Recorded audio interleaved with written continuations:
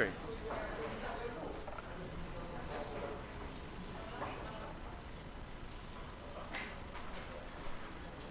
Jeszcze chwilkę, bo trwa poszukiwanie przewodniczącej komisji. Nie była przed chwilą.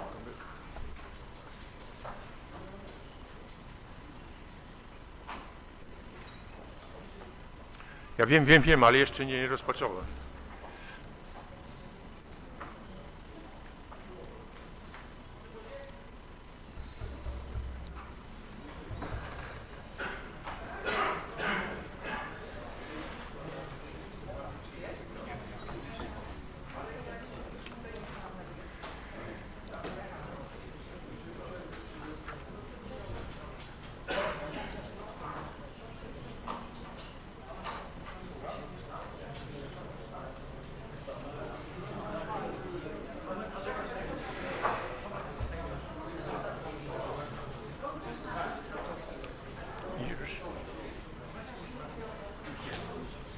Dobrze, już możemy zacząć, tak?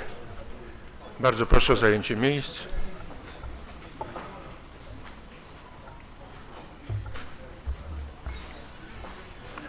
Dzień dobry Państwu.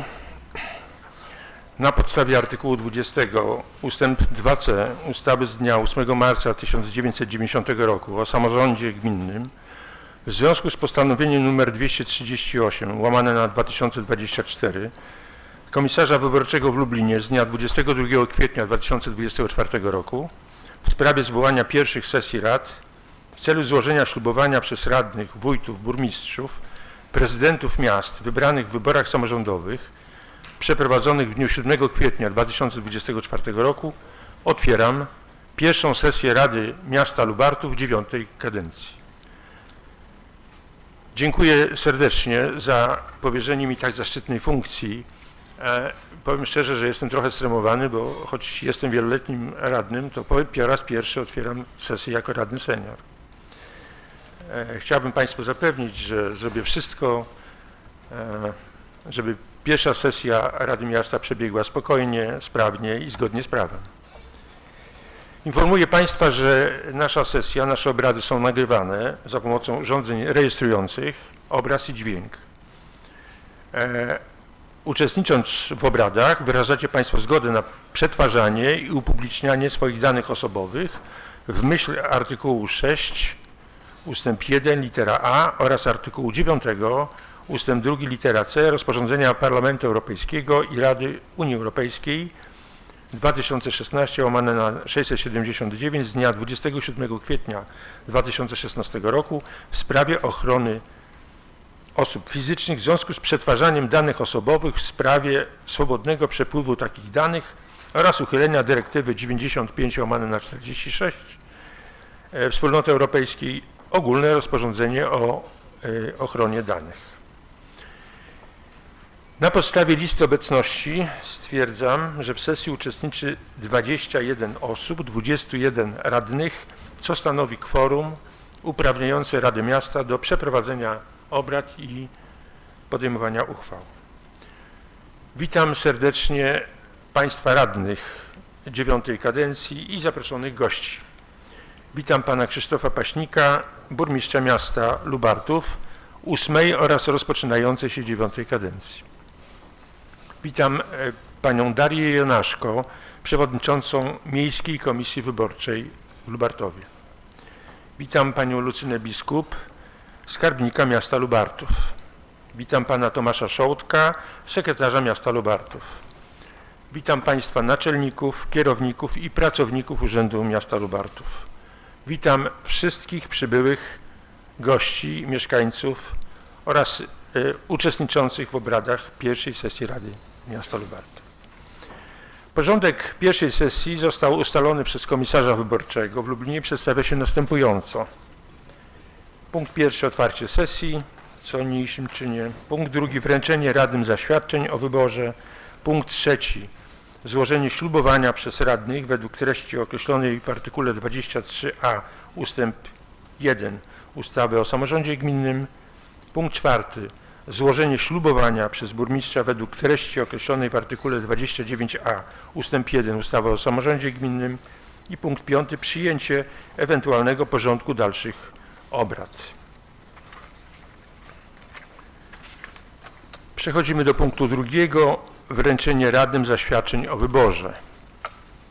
Bardzo proszę przewodniczącą Miejskiej Komisji Wyborczej w Lubartowie, panią Ewę Darię Jonaszko, o wręczenie radnym zaświadczeń o wyborze radnego. Ja już tutaj usunę, bardzo proszę.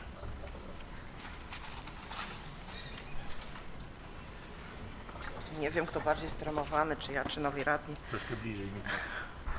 Dzień dobry, witam wszystkich serdecznie.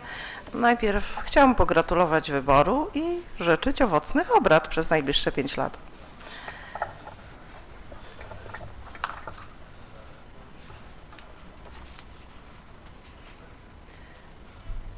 Pani Krystyna Stanisława Bajda.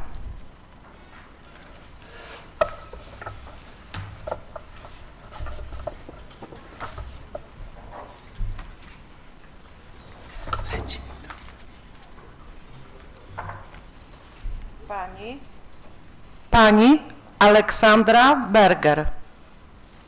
Mikrofon.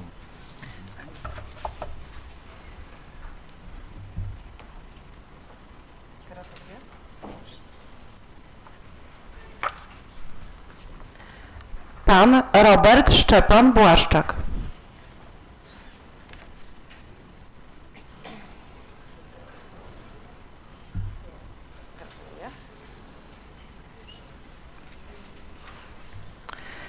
Pani Anna Monika Furtak-Filip.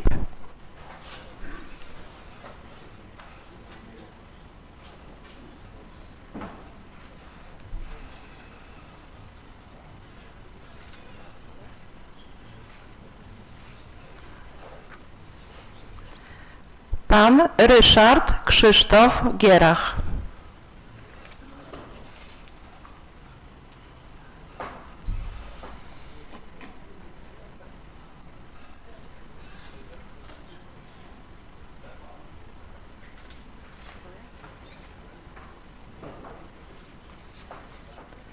Pani Ewa Danuta Grabek.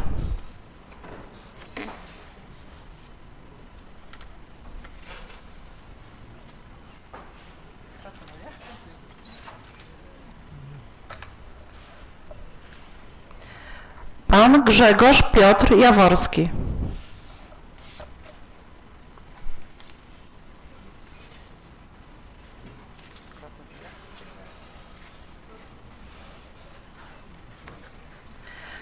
Pani Krystyna Barbara Jeziorska.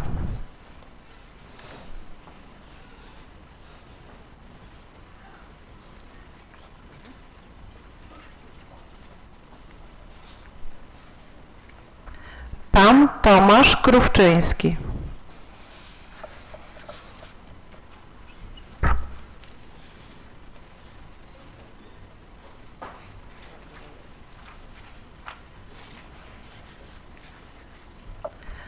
Pan Przemysław Zbigniew Kural.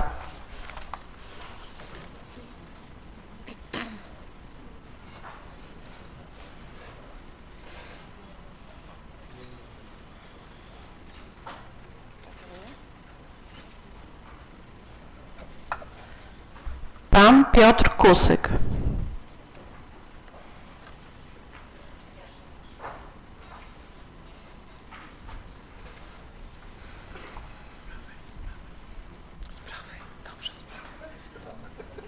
Krzyczą sprawę. Gratuluję. Pani Anna Kuszner.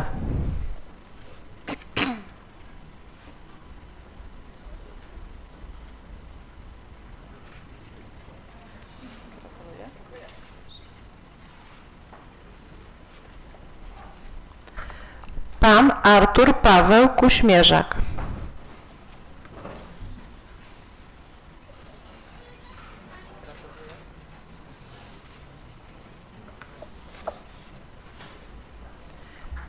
Pani Edyta Lewtak.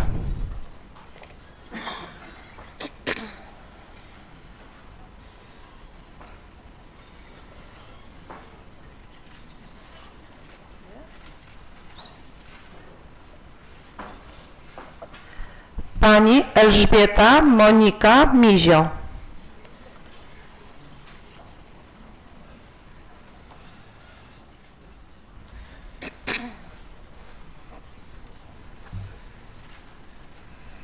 Gratuluję. Proszę. Pan Zygmunt Ryszard Osiak.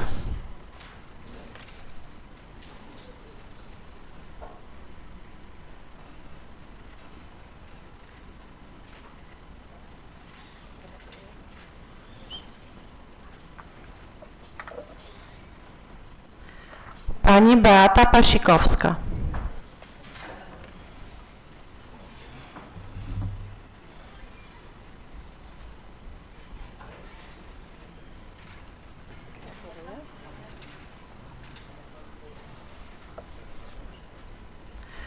Pan Paweł Sokół.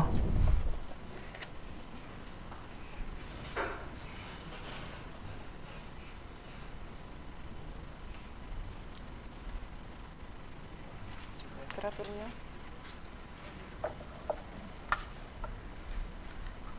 Pan Krzysztof Sroka.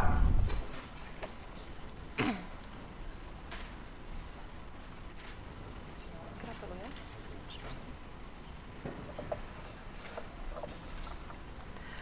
Pan Radosław Stanisław Szumiec.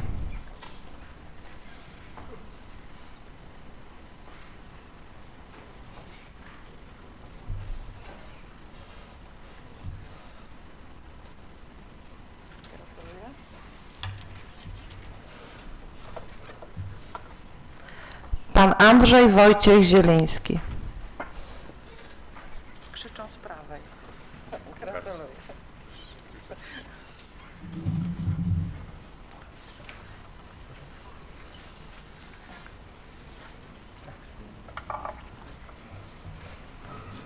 No i na koniec została najważniejsza chyba osoba. Pan Krzysztof Mariusz Paśnik. I jako nowy stary burmistrz miasta Lubartów. Gratuluję.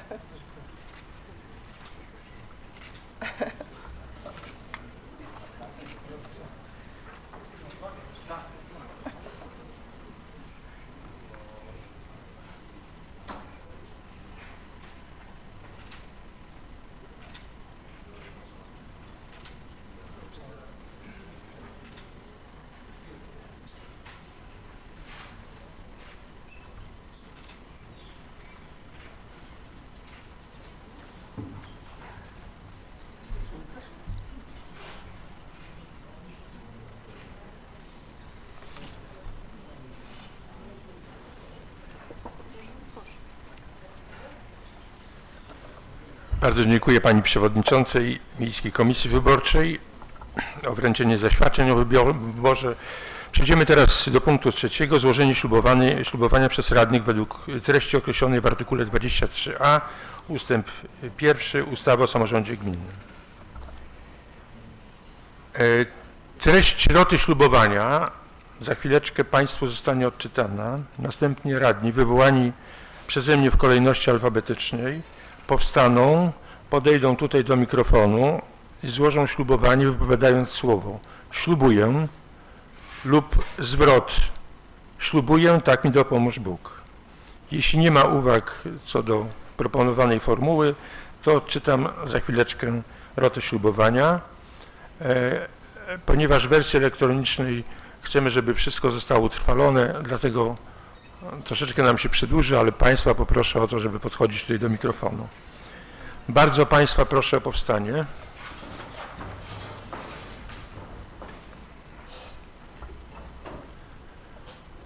Ślubowanie radnego. Wierny Konstytucji i prawu Rzeczypospolitej Polskiej ślubuję uroczyście obowiązki radnego sprawować godnie, rzetelnie i uczciwie, mając na względzie dobro mojej gminy i jej mieszkańców. Dziękuję bardzo. Mogą Państwo usiąść, a ja będę prosił Państwa radnych o podejście tutaj.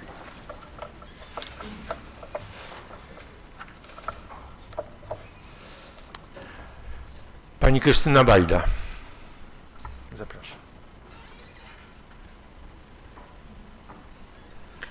Ślubuję, tak mi dopomóż Bóg. Dziękuję. Pani Aleksandra Berger.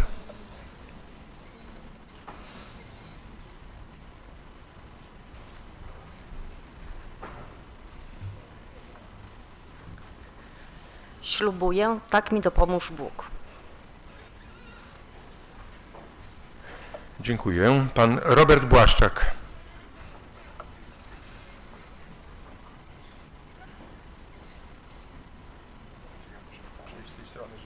Ślubuję, tak mi dopomóż Bóg. Pani Anna Furtak-Filip.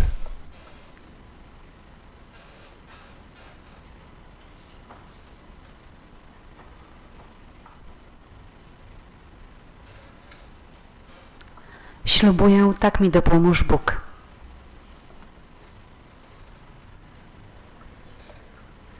Pan Ryszard Gierach.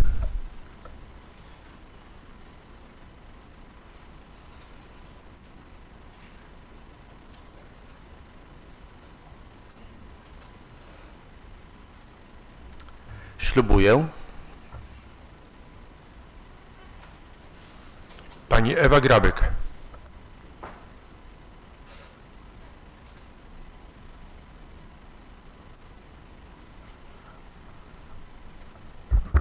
Ślubuję, tak mi dopomóż Bóg. Dziękuję. Pan Grzegorz Jaworski.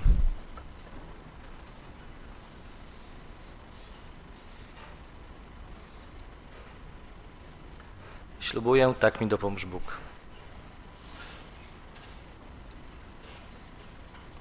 Pani Krystyna Jeziorska.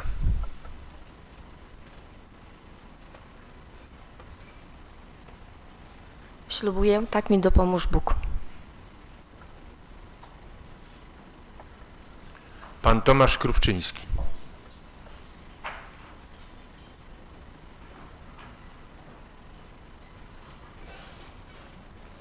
Ślubuję. Pan Przemysław Kural.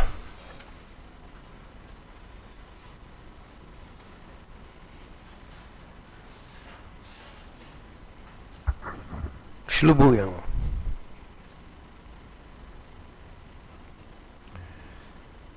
Pan Piotr Kusyk.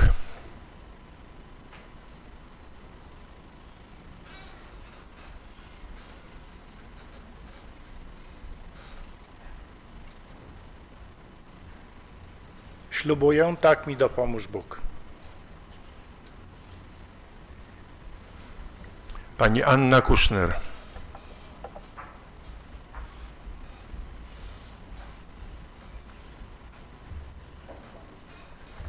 Ślubuję, tak mi dopomóż Bóg. Pan Artur Kuśmierzak.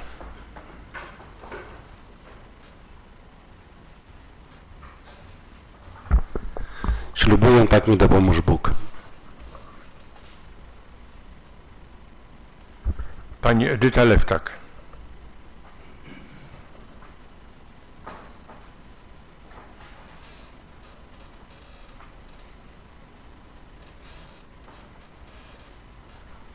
Ślubuję. Pani Elżbieta Mizio.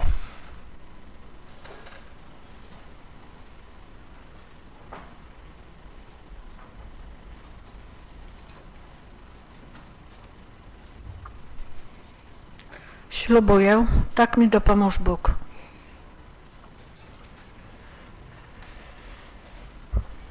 Pan Zygmunt Osiak.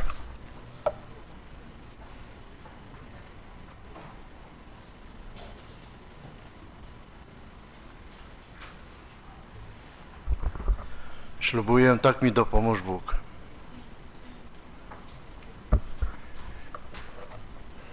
Dziękuję. Pani Beata Pasikowska.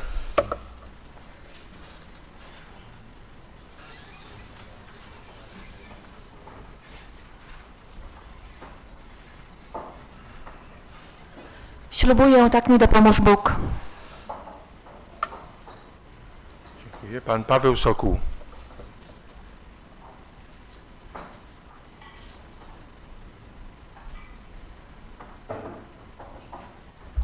Ślubuję, tak dopomóż mi Bóg.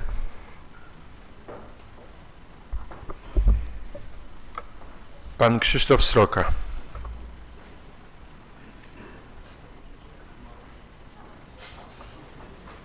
Ślubuję, tak mi dopomóż Bóg.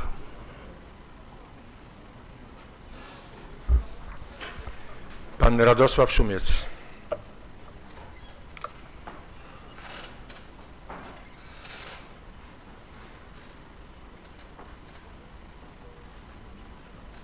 Ślubuję, tak dopomóż mi Bóg.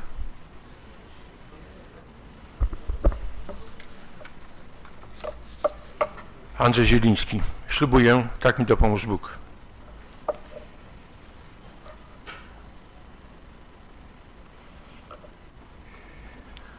Przechodzimy do punktu 4. Złożenie ślubowania przez burmistrza miasta według treści określonej w artykule 29a ustęp 1 ustawy o samorządzie gminnym. Bardzo proszę Państwa o powstanie.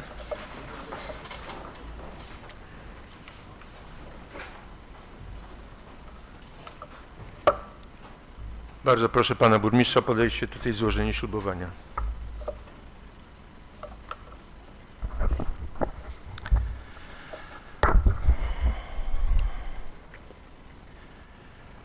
Obejmując urząd burmistrza miasta, uroczyście ślubuję, że dochowam wierności prawu, a powierzony mi urząd sprawować będę tylko dla dobra publicznego i pomyślności mieszkańców miasta. Tak mi dopomóż Bóg.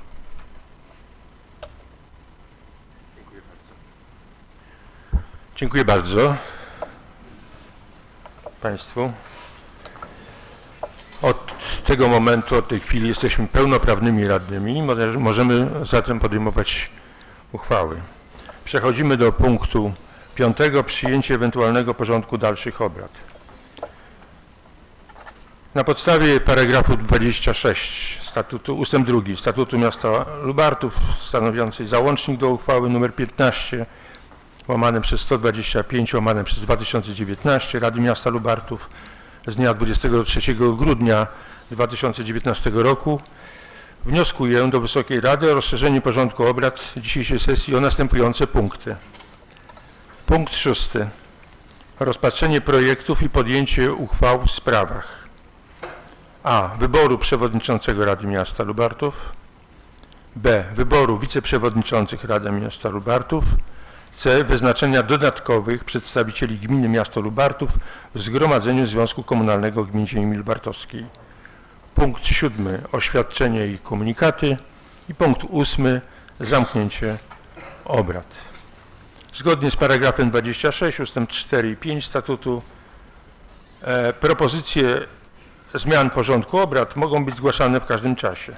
Zmiany w porządku obrad są przyjmowane przez Radę bezwzględną większością głosów ustawowego składu. Bardzo proszę, czy ktoś z Państwa radnych chciałby jeszcze wnieść jakiś punkt czy propozycję do porządku obrad?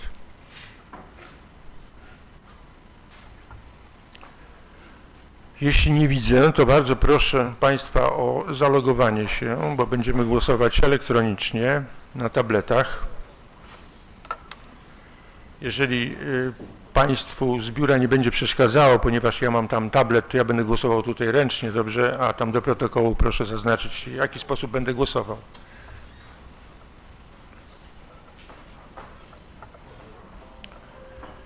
Chcę powiedzieć Państwu tylko tak, że w momencie, kiedy ten porządek zostanie przegłosowany, ogłoszę krótką przerwę o uzupełnienie porządku o te uchwały, te propozycje uchwał, tak żebyście Państwo projekty uchwał wraz z uzasadnieniem otrzymali.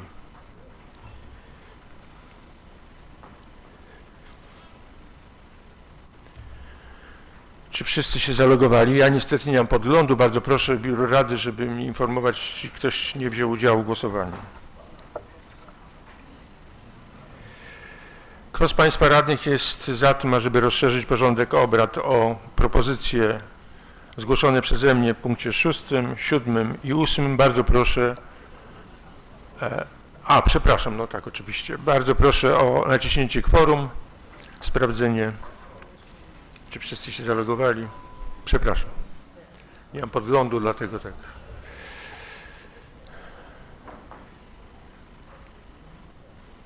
Wszyscy się zalogowali, tak? Wszyscy? Nie ma 2 osób. Bardzo proszę informacje. Wszyscy?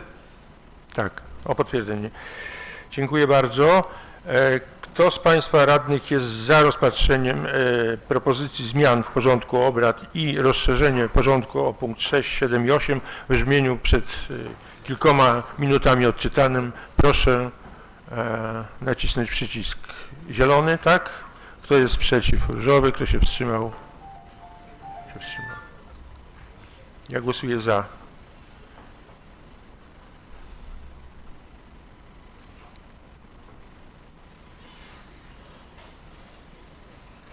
Już mamy wynik. Można prosić o przedstawienie wyniku.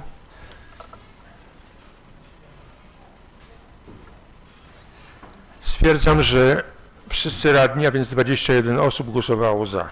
Porządek został wobec tego w tym kształcie, który zaproponowałem Państwu, przyjęty. Ogłaszam kilkuminutową przerwę w celu przygotowania Państwu propozycji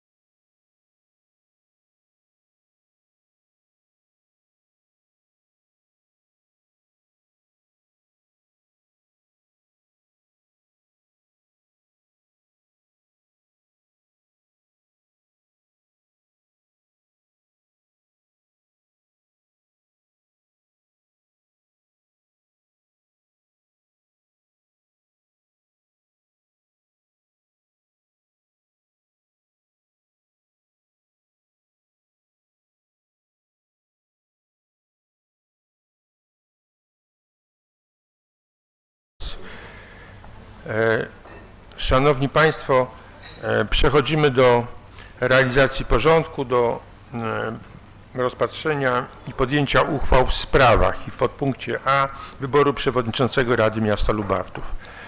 W materiałach, które Państwo otrzymali, jest projekt uchwały w sprawie wyboru przewodniczącego i w uzasadnieniu, jak Państwo doskonale wiedzą, musimy przyjąć dwie rzeczy. Po pierwsze jest to, że sesję Rady zwołuje i prowadzi przewodniczący Rady, a pod jego nieobecność wiceprzewodniczący Rady. To jest wymóg ustawowy. I druga rzecz to jest taka, że przewodniczącego Rady wybieramy bezwzględną większością głosów radnych w obecności połowy ustawowego składu Rady. Te wymogi są dzisiaj spełnione, bo ten wymóg jest spełniony, dlatego że w chwili obecnej jest 21 radnych na sali. Proszę Państwa, wybór przewodniczącego jest kilkuetapowy, 4-etapowy. Pierwszy etap to jest zgłaszanie kandydatów. Będę prosił Państwa radnych o zgłoszenie kandydatów. Następnie zapytam kandydatów, czy wyrażają zgodę na kandydowanie. Drugi etap to jest powołanie komisji skrutacyjnej. Przypomnę Państwu, że zgłaszamy radnych, którzy nie będą kandydować na stanowisko radnego, czy funkcję radnego, przewodniczącego Rady Miasta. Trzeci etap przeprowadzenie głosowania i ogłoszenie wyników.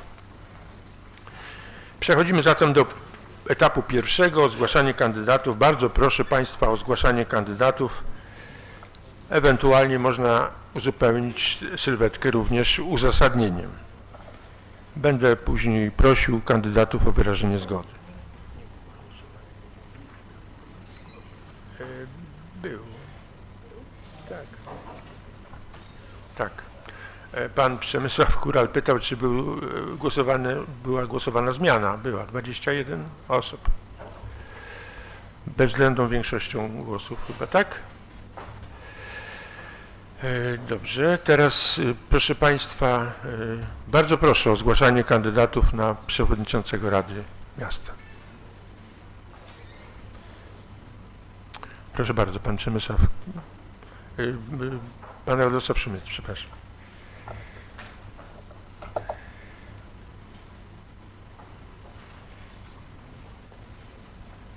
Chciałbym zgłosić kandydaturę pana Tomka Krówczyńskiego.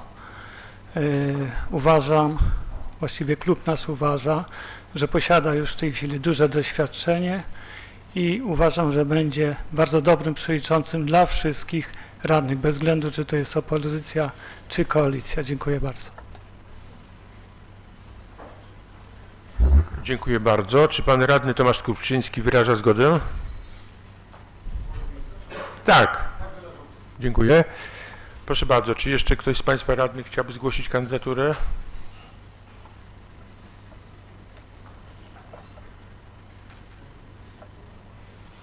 Nie widzę. Bardzo proszę o przygotowanie tabletów. Zamkniemy listę kandydatów. Proszę o potwierdzenie kworum.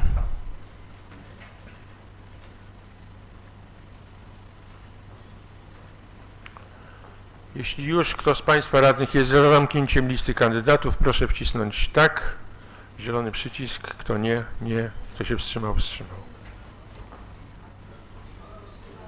Ja głosuję tak. Nie ma jeszcze?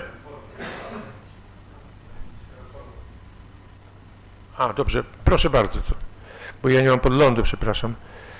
Więc proszę potwierdzić kworum.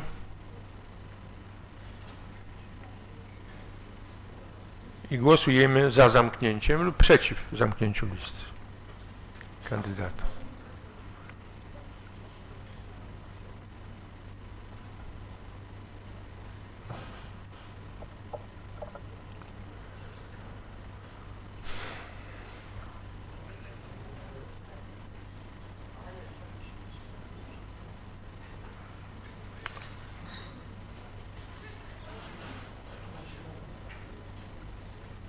Ile? 20, stwierdzam, 20 głosów za,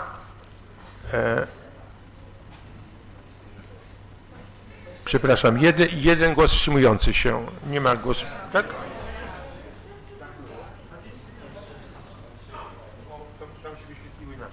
21 głosów za. Stwierdzam zatem, że Rada Miasta zamknęła listę kandydatów. Przechodzimy do drugiego etapu, powołanie komisji skrutacyjnej. Jeszcze raz przypominam, że w skład komisji skrutacyjnej nie może wchodzić zgłoszony już kandydat, czyli pan Tomasz Kuwczyński. Proszę o zgłoszenie przynajmniej 3 osób. Jeśli ja jestem przy głosie, chciałbym zgłosić kandydaturę pani Edyty Lewtak do komisji skrutacyjnej. Pani Edyta Lewtak wyraża zgodę? Dziękuję bardzo. Proszę bardzo, pan Piotr Kusyk. Chciałem zgłosić kandydaturę pana Pawła Sokoła. Czy radny pan Paweł Sokół wyraża zgodę? Dziękuję bardzo. Proszę bardzo, pani Krystyna Bajda. Ja zgłaszam kandydaturę pana Artura Kuśnierzaka. Dziękuję. Czy pan Artur Kuśmierzak wyraża zgodę? Dziękuję. Bardzo proszę państwa o ponowne zalogowanie się. Będziemy zatwierdzać komisję skrutacyjną. Czy jeszcze są jakieś inne kandydatury do komisji skrutacyjnej? Nie widzę. Więc proszę kworum, potwierdzić kworum. Wszyscy? Pytam biuro rady. Tak, dziękuję. I teraz kto z państwa jest za zatwierdzeniem, powołaniem komisji skrutacyjnej w składzie pani Edyta Lewtak, dobrze czytam, pan Paweł Sokół i pan Artur Kuśmierzak, proszę wcisnąć przycisk zielony. Tak. Kto jest przeciw? Czerwony. Kto się wstrzymał? Żółty.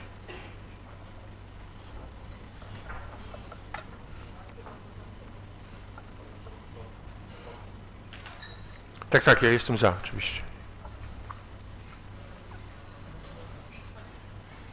Dziękuję. 21 głosów za. Powołaliśmy zatem komisję skrutacyjną w składzie, jeszcze raz przypomnę, Edyta Lewtak, Paweł Sokół i Artur Kuśmierzak.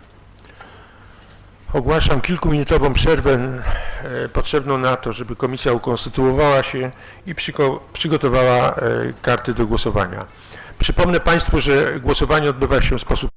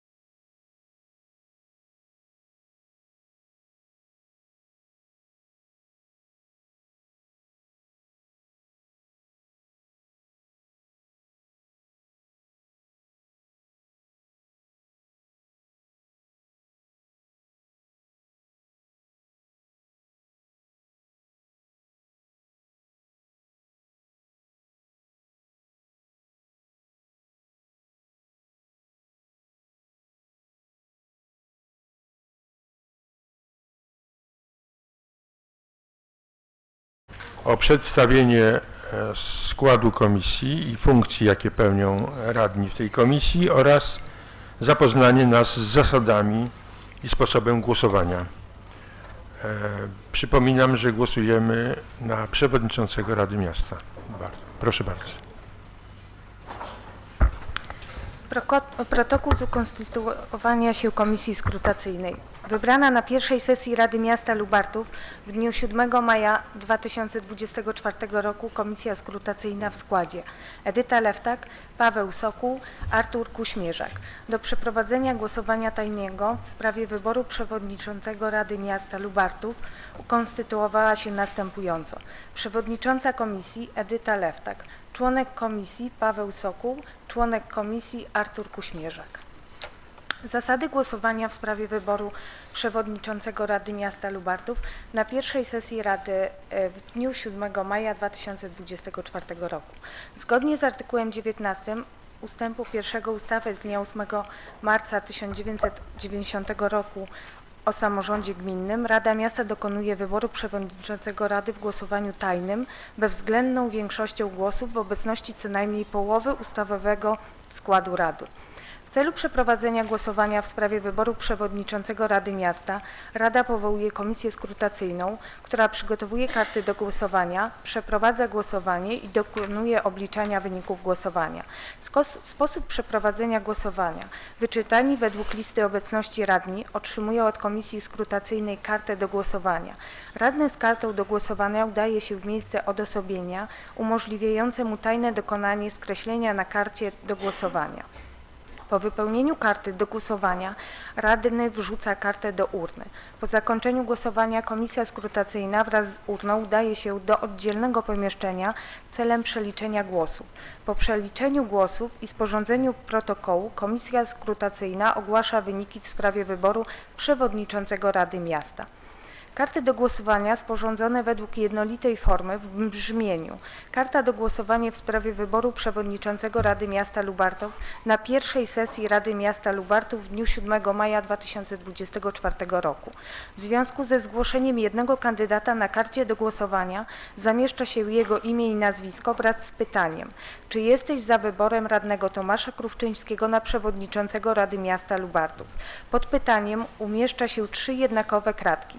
Jedną obok wyrazu za, drugą obok wyrazu przeciw, trzecią obok słów wstrzymują się. Za chwilę Państwo otrzymają te karty i będą mieli naoczne widoki, jak to wygląda. Zgodnie z artykułem 25a ustawy z dnia 8 marca 1990 roku o samorządzie gminnym radny nie może brać udziału w głosowaniu w Radzie, jeśli dotyczy ono jego interesu prawnego.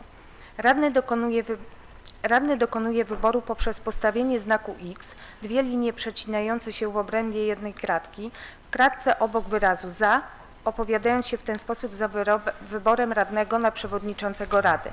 W kratce obok wyrazu przeciw, opowiadając się w ten sposób przeciw wyborowi radnego na przewodniczącego Rady, lub w kratce obok słów wstrzymuję się, nie opowiadając się ani za, ani przeciw danej kandydaturze. Jeżeli radny na karcie do głosowania postawi znak X w więcej niż jednej kratce obok słów za, przeciw, wstrzymuje się lub nie postawi znaku X w żadnej kratce, ani obok wyrazu za, ani obok wyrazu przeciw, ani obok słów wstrzymuje się, jego głos uważa się za nieważny. Przewodniczącego Rady uważa się za wybranego, jeżeli w głosowaniu za jego wyborem opowiedziała się, postawiono znak X w kratce obok wyrazu za, więcej niż połowa radnych biorących udział w głosowaniu, z zastrzeżeniem ustępu 1. Karta do głosowania tajnego opatrzona jest pieczęcią Rady Miasta. Karty wyjęte z urny, niesporządzone przez komisję skrutacyjną, są kartami nieważnymi. Karty całkowicie przedarte komisja skrutacyjna nie bierze pod uwagę. Wynik głosowania jest równoznaczny z przyjęciem uchwały w sprawie wyboru przewodniczącego Rady. W protokole komisja skrutacyjna określa co najmniej liczbę radnych obecnych na sesji uprawnionych do głosowania, imiona i nazwiska zgłaszanego kandydata, minimalną liczbę głosów konieczną do ważnego wyboru, liczbę radnym, którym wydano karty do głosowania, liczbę kart wyjętych z urny. Gdyby liczba kart wyjętych z urny różniła się od liczby osób, którym wydano karty do głosowania, komisja poddaje w protokole przypuszczalną przyczynę tej niezgodności. Liczbę kart nieważnych, liczbę głosów nieważnych, liczbę głosów ważnych, liczbę głosów ważnych oddanych za wyborem kandydata, a ponadto stwierdza wynik wyborów, to znaczy czy kandydat uzyskał wystarczającą liczbę głosów, o której mowa w punkcie 3. Zasady głosowania w sprawie wyboru na przewodniczącego Rady Miasta Lubartów podpisała komisja skrutacyjna w składzie Edyta Lewtak, Paweł Sokół, Artur Kuśmierzyk. Bardzo dziękuję Komisji Skrutacyjnej. Czy są jakieś uwagi ze strony Państwa odnośnie zasad przeprowadzenia wyboru? Czy jakieś pytania? Nie ma. Wobec tego bardzo proszę o przygotowanie tabletów. Będziemy głosować elektronicznie, przyjęcie zasad. Proszę? Chwileczkę. Zaraz za chwileczkę. Państwo potwierdzą kworum. Rozumiem, że my tutaj będziemy głosować tak bez zasiadania. Dobrze? Teraz przyjmujemy zasady. Czy już mamy przygotowane? Kto z Państwa radnych jest za przyjęciem zasad głosowania? Bardzo proszę przycisnąć przycisk za. Kto przeciw, ten stosowny, wstrzymuje się.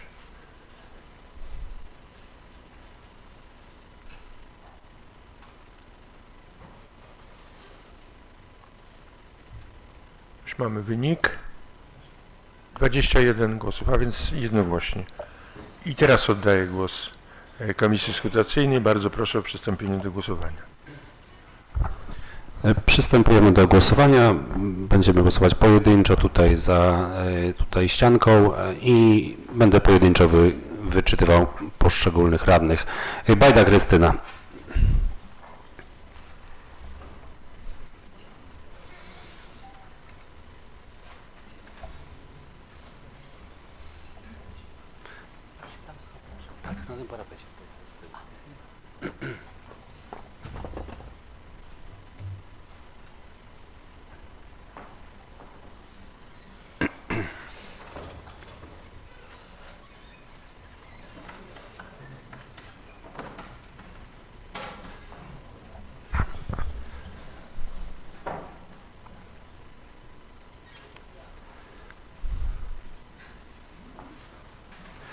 Berger Aleksandra.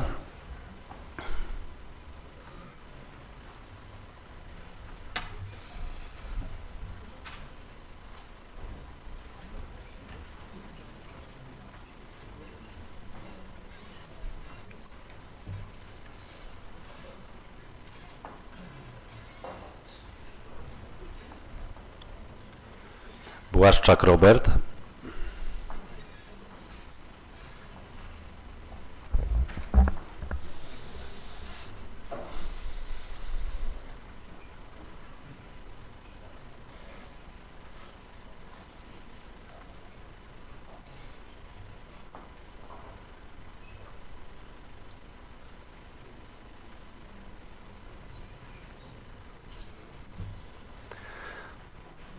Furtak Filip Anna.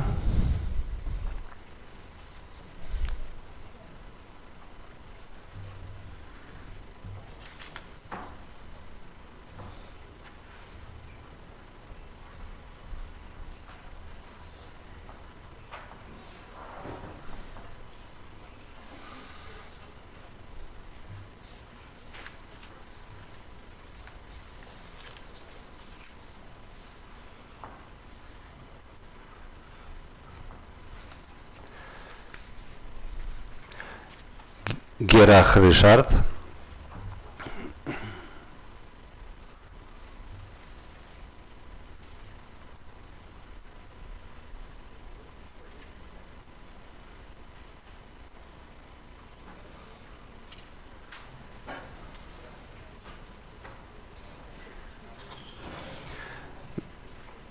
Grabek Ewa.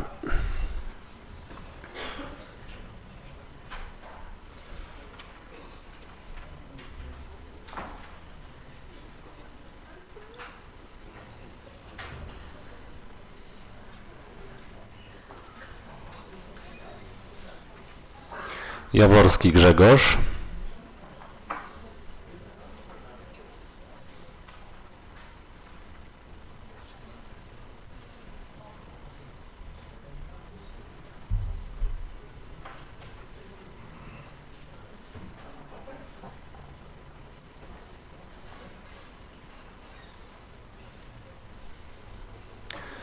Jeziorska Krystyna.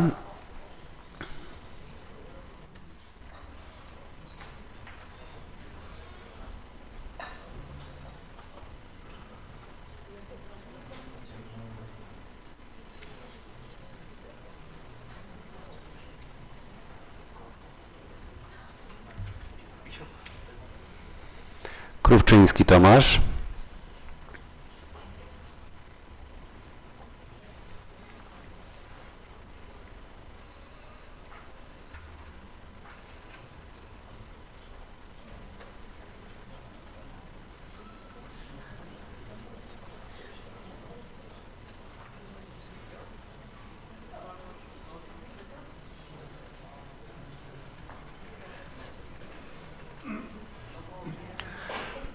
Kurol Przemysław.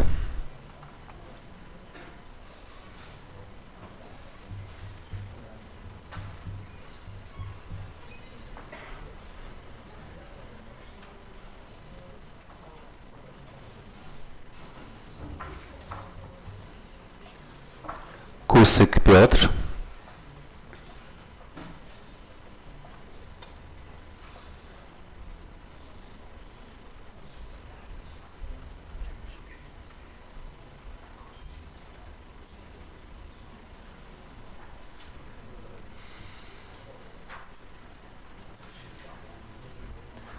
Kuszner Anna.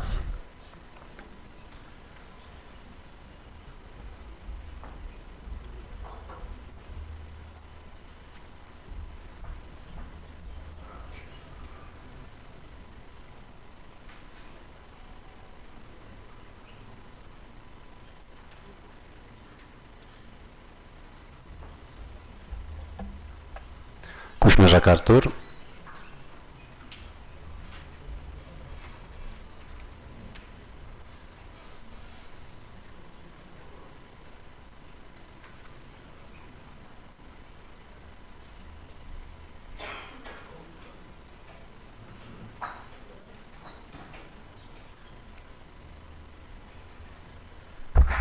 Lewtak Edyta.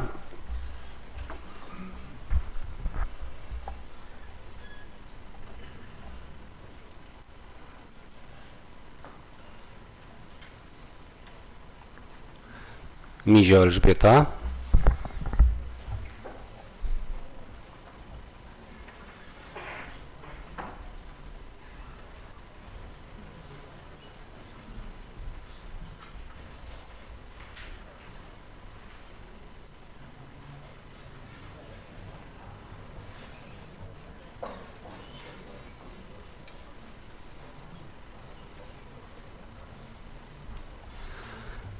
Osiak Zygmunt.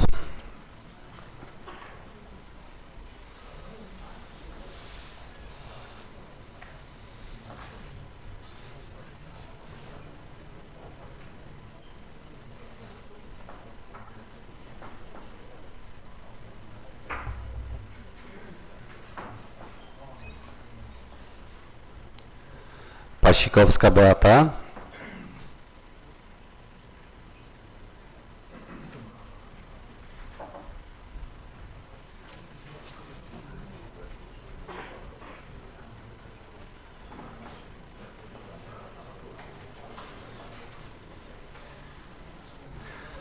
Sokół Paweł.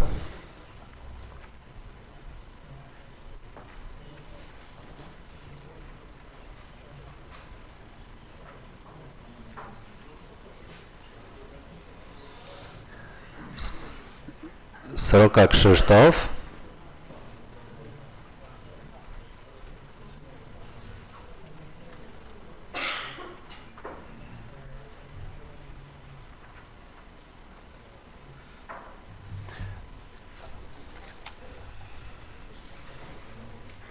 Szumiec Radosław.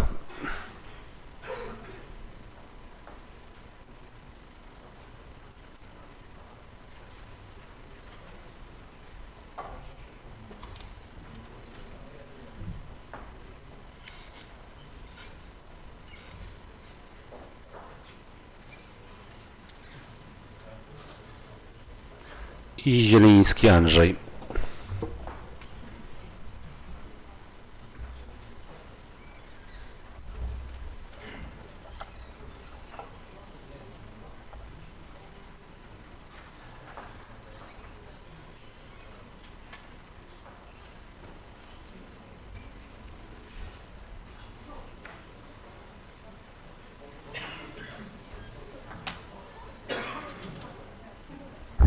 Dziękuję bardzo Komisji Skrutacyjnej. Ogłaszam przerwę do czasu, gdy Komisja Skrutacyjna obliczy głosy i przedstawi nam wyniki głosowania. Dziękuję.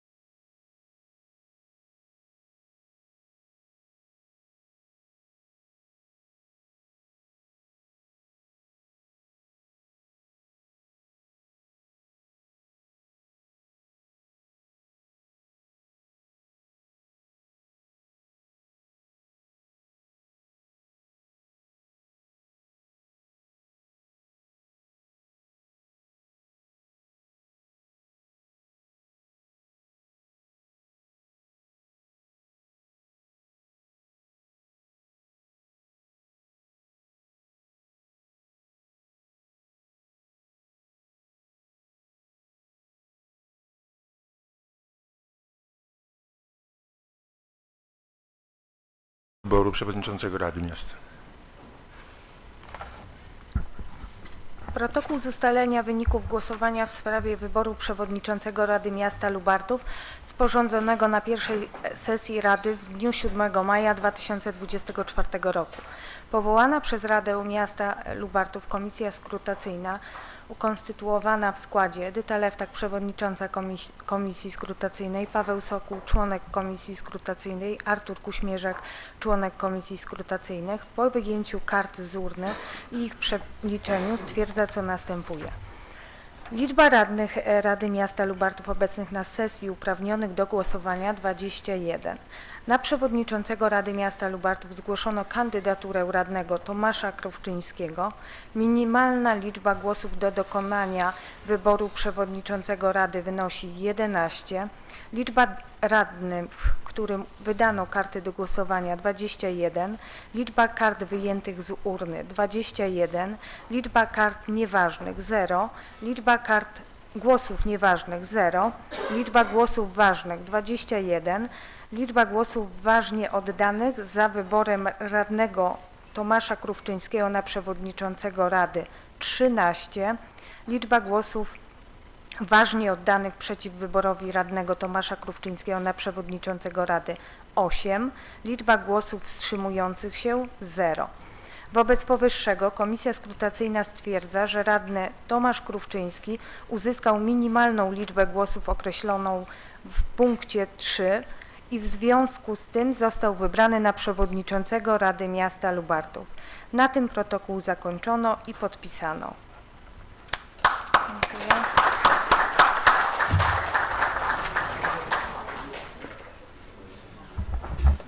Dziękuję bardzo Komisji Skrutacyjnej za sprawne przeprowadzenie wyborów przewodniczącego Rady Miasta. Szanowni Państwo, zgodnie z paragrafem 36 ustęp 4 Statutu Miasta Lubartów przeczytam Państwu uchwałę w sprawie wyboru przewodniczącego Rady Miasta Lubartów, która jest uchwałą stwierdzającą, a więc nie podlega głosowaniu. Uchwała Rady Miasta Lubartów z dnia 7 maja 2024 roku w sprawie wyboru przewodniczącego Rady Miasta Lubartów. Na podstawie artykułu 19 ustęp 1 ustawy z dnia 8 marca 1990 roku o samorządzie gminnym, Dziennik Ustaw z 2024 roku, pozycja 609, Rada Miasta uchwala, co następuje. Paragraf 1. Stwierdza, że w wyniku głosowania tajnego dokonano wyboru przewodniczącego Rady Miasta Lubartów, którym został radny Tomasz Krówczyński. Paragraf 2. Uchwała wchodzi w życie z dniem podjęcia. Szanowni Państwo, na tym moja rola się kończy. Bardzo dziękuję Państwu za życzliwe może spojrzenie na ewentualne jakieś wpadki, usterki, niedociągnięcia. Życzę przewodniczącemu Rady Miasta Lubartów, żeby prowadził sesję tak, jak prowadził to w poprzedniej kadencji, a więc uczciwie, rzetelnie, bezstronnie. I ja myślę, że wszyscy na tym skorzystamy. Rada i mieszkańcy, bo sesje będą prowadzone według naszej i wiedzy, i mam nadzieję również i z tego, co doświadczyliśmy, sprawnie i rzetelnie. Zapraszam Pana Przewodniczącego Rady o dalsze poprowadzenie sesji. Dziękuję bardzo Państwu.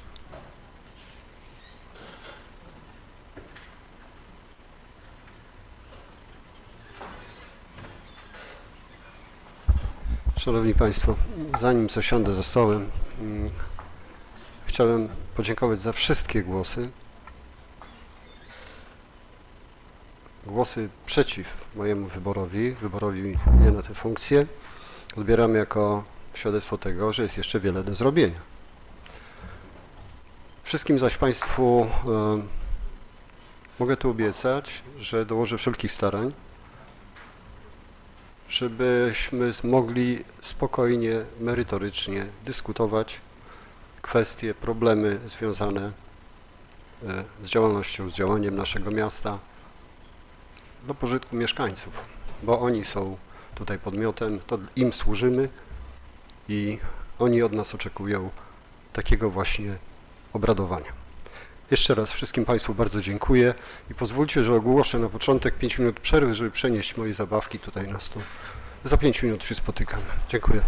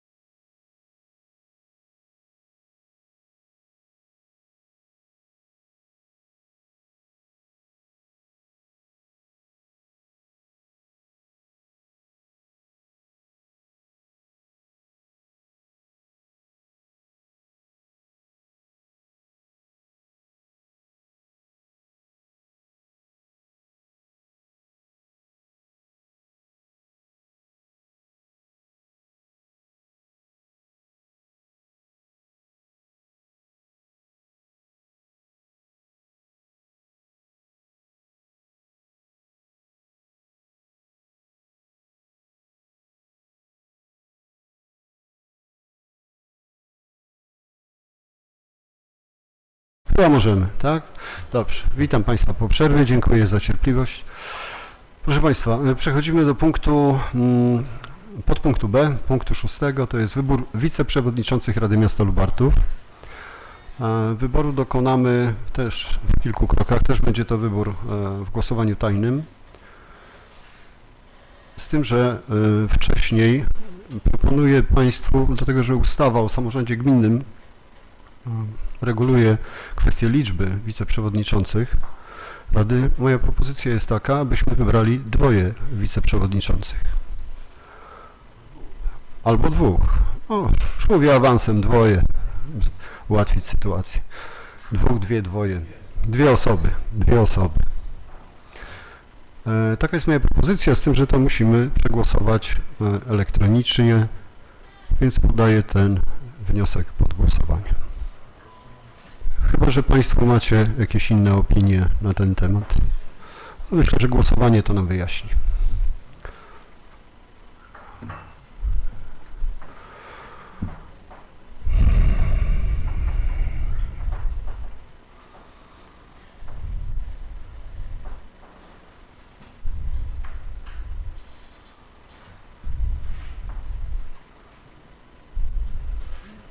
Brakuje 3 osób jeszcze. Pani Ewa Grabek, a 2 osób.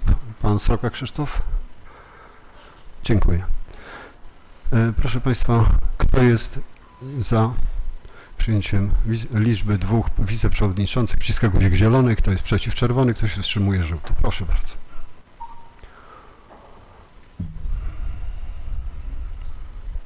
Mamy wynik głosowania.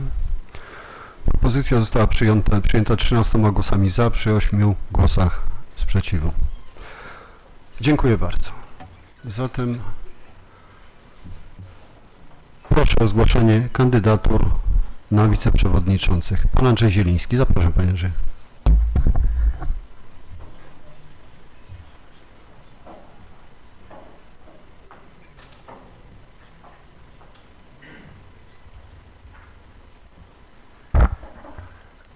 Szanowni Państwo, w przerwie przekażemy Panu Przewodniczącemu naszą decyzję o utworzeniu klubu, ale teraz już uprzedzając ten fakt, w imieniu klubu radnych Lubartowska Koalicja Samorządowa funkcję wiceprzewodniczącej Rady Miasta Lubartów zgłaszam Panią Radną Annę Kuszner. Pani Anna Kuszner była już wiceprzewodniczącą Rady w poprzedniej kadencji i myślę, że świetnie wywiązywała się ze swojego obowiązku. Także zgłaszam Panią Annę Kuszner na to stanowisko. Dziękuję. Dziękuję bardzo. Pan Artur Kuśmierzak. Zapraszam Pana.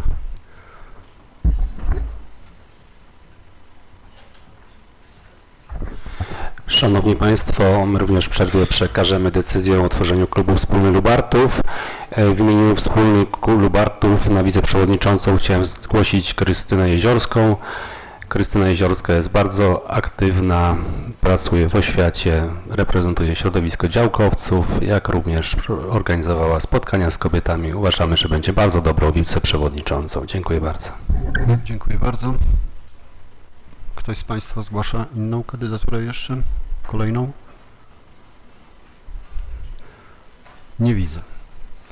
Zatem możemy przystąpić do zamknięcia listy kandydatów.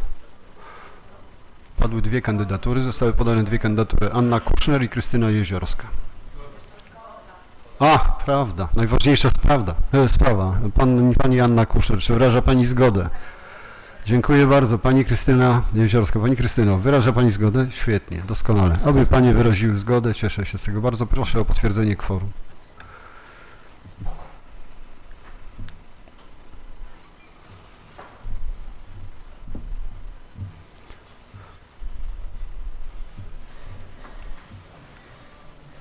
Pan Robert Błaszczak, dzięki. Pan Jaworski Grzegorz i Pani Edyta Lewtak.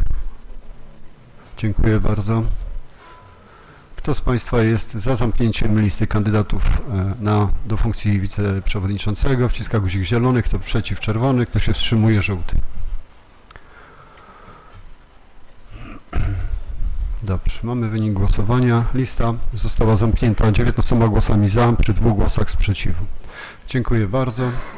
Proszę Państwa, w związku z tym, że będziemy mieli tutaj głosowanie tajne, musimy wybrać komisję skrutacyjną. Proponuję, aby zachować skład komisji skrutacyjnej, która była wcześniej. Czy ktoś z Państwa zgłasza sprzeciw w tej kwestii? Pan Andrzej Zieliński.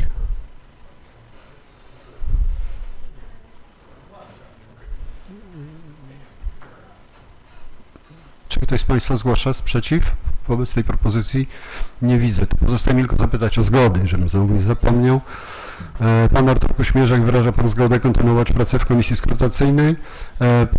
Pani Edyta Lewtak, zgadza się Pani kontynuować pracę? I jeszcze ktoś był, przepraszam, zapomniałem. Jasne. Czy wyraża Pan zgodę? Ja o Was nie zapominam, tylko mam problem na pierwszej sesji. Dobrze, świetnie. Mamy zgody wszystkich członków komisji skrutacyjnej, a zatem ogłaszam przerwę na ukonstytuowanie się komisji skrutacyjnej i przygotowanie głosowania na wiceprzewodniczącego Rady Miasta Lubartów. Ogłaszam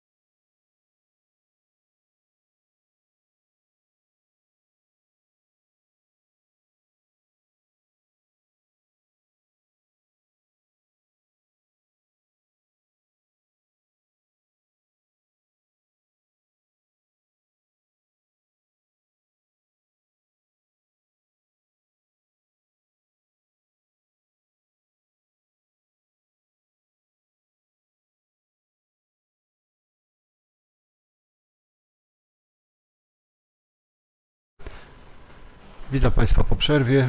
Oddaję głos Komisji Skrutacyjnej. Proszę bardzo. Protokół z ukonstytuowania się Komisji Skrutacyjnej. Wybrana na pierwszej sesji Rady Miasta Lubartów w dniu 7 maja 2024 roku Komisja Skrutacyjna w składzie Edyta Lewtak, Paweł Sokół, Artur Kuśmierzak do przeprowadzenia głosowania tajnego w sprawie wyboru wiceprzewodniczących Rady Miasta Lubartów ukonstytuowała się następująco. Przewodnicząca Komisji Edyta Lewtak, członek Komisji Paweł Sokół, członek Komisji Artur Kuśmierzak. Zasady głosowania w sprawie wyboru wiceprzewodniczących Rady Miasta Lubartów na pierwszej sesji Rady w dniu 7 maja 2024 roku. Zgodnie z artykułem 19 ustępu 1 ustawy z dnia 8 marca 1990 roku o samorządzie gminnym Rada Miasta dokonuje wyboru wiceprzewodniczących Rady w głosowaniu tajnym bezwzględną większością głosów w obecności co najmniej połowy ustawowego składu Rady. W celu przeprowadzenia głosowania w sprawie wyboru wiceprzewodniczących Rady Miasta Rada powołuje komisję skrutacyjną, która przygotowuje karty do głosowania, przeprowadza głosowanie i dokonuje obliczania wyników głosowania. Sposób przeprowadzenia głosowania. Wyczytani według listy obecności radni otrzymuje od komisji skrutacyjnej karty do głosowania. Radny z kartą do głosowania udaje się w miejsce odosobnienia umożliwiające tajne dokonanie skreślenia na karcie do głosowania. Po wypełnieniu karty do głosowania radny wrzuca kartę do urny. Po zakończeniu głosowania komisja skrutacyjna wraz z urną udaje się do oddzielnego pomieszczenia celem przeliczenia głosów. Po przeliczeniu głosów i sporządzeniu protokołu komisja skrutacyjna ogłasza wyniki w sprawie wyboru wiceprzewodniczących Rady Miasta. Karty do głosowania sporządzone według jednolitej formy w brzmieniu: karta do głosowania w sprawie wyboru wiceprzewodniczących Rady Miasta Lubartów na pierwszej sesji Rady Miasta Lubartów w dniu 7 maja 2024 roku.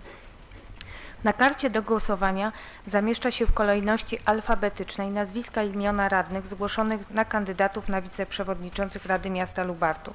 Obok każdego nazwiska z prawej strony umieszcza się jednakowe kratki. Jedną obok wyrazu za, drugą obok wyrazu przeciw, trzecią obok wyrazu wstrzymuję się. Zgodnie z artykułem 25a ustawy z dnia 8 marca 1990 roku o samorządzie gminnym radny nie może brać udziału w głosowaniu w Radzie, jeżeli dotyczy ono jego interesu prawnego. Radny dokonuje wyboru poprzez postawienie znaku X w kratce obok wyrazu za, opowiadając się w ten sposób za wyborem radnego na wiceprzewodniczącego Rady. W kratce obok wyrazu przeciw, opowiadając się w ten sposób przeciwko wyborowi radnego na wiceprzewodniczącego Rady. Lub w kratce obok słów wstrzymują się, nie opowiadając się ani za, ani przeciw danej kandydaturze. Uwaga! Na karcie do głosowania można postawić maksymalnie 2 znaki X obok wyrazu za. Jeżeli radny na karcie do głosowania postawi znak X w więcej niż jednej kratce obok nazwiska jednego kandydata lub nie postawi znaku X w żadnej z kratek obok nazwiska któregokolwiek z kandydatów, jego głos uważa się za nieważny. Wiceprzewodniczących Rady uważa się za wybranych, jeżeli w głosowaniu za ich wyborem opowiedziała się, czyli postawiono znak X w kratce obok wyrazu za więcej niż połowa radnych biorących udział w głosowaniu z zastrzeżeniem ustępu 1. Karta do głosowania tajnego opatrzona jest pieczęcią Rady Miasta Lubartów. Karty wyjęte z urn, niesporządzone przez komisję skrutacyjną, są kartami nieważnymi.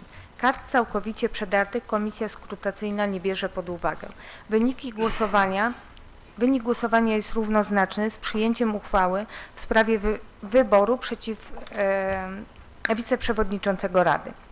W protokole komisja skrutacyjna określa co najmniej liczbę radnych obecnych na sesji uprawnionych do głosowania, imiona i nazwiska zgłoszonych kandydatów, liczbę głosów minimalną konieczną do ważnego wyboru, liczbę radnych, których wydano karty do głosowania, liczbę kart wyjętych z urny, liczbę kart nieważnych, liczbę głosów nieważnych, liczbę głosów ważnych oddanych na zgłoszonych kandydatów, a nadto stwierdza wynik wyborów, to znaczy czy za wyborem wiceprzewodniczących Rady oddano wystarczającą liczbę głosów, o której mowa w punkcie 3.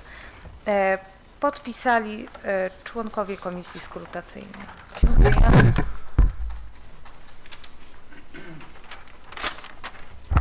I przechodzimy do głosowania. Zapraszam, Bajda Krystyna. Zaraz, momencik, czy nie powinniśmy przyjąć zasad? Przepraszam, tak. Panie mecenasie, powinniśmy głosować za przyjęcie zasad, które zostały odczytane przed chwilą? Tak. Także pozwolicie Państwo, że najpierw przegłosujemy te zasady. Proszę o przygotowanie głosowania.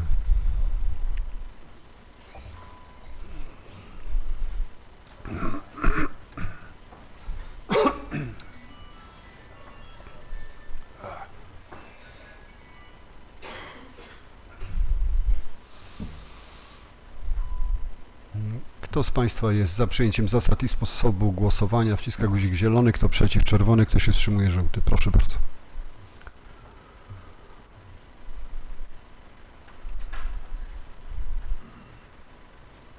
Mamy wynik głosowania. Zasady i sposób głosowania zostały przyjęte 21 głosami za. Dziękuję Państwu. Proszę bardzo, oddaję głos. Dziękuję. Przechodzimy do głosowania. Zapraszam radną Bajda Krystyna.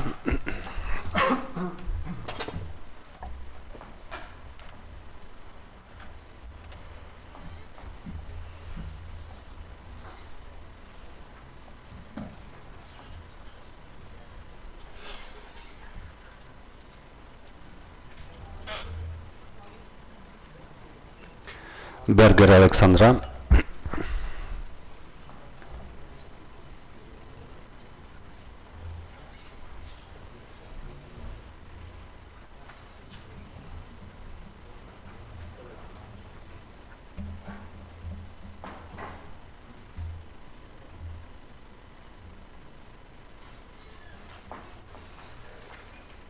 Błaszczak Robert.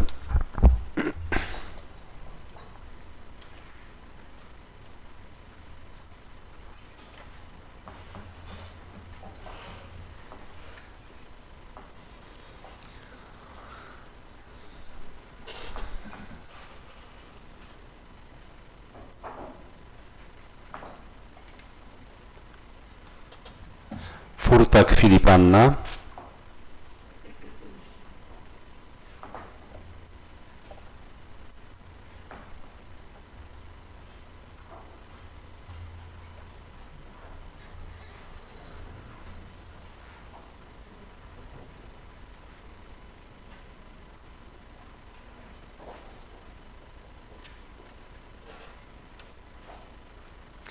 Gierach Ryszard.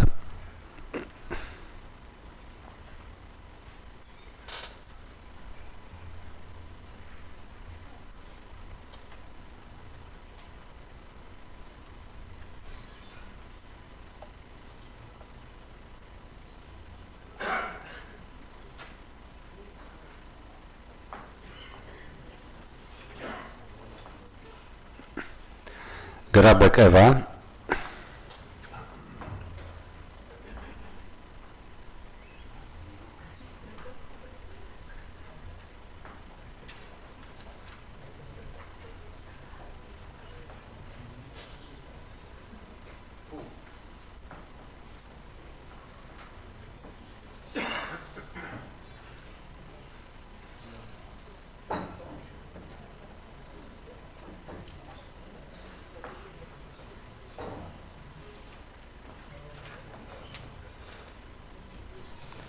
Jaworski Grzegorz.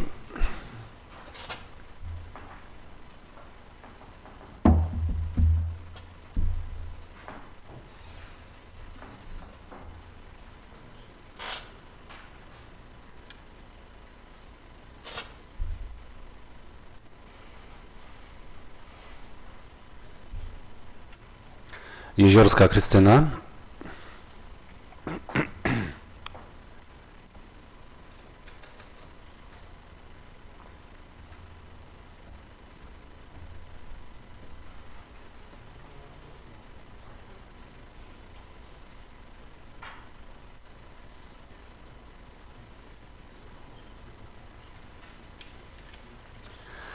Krówczyński Tomasz.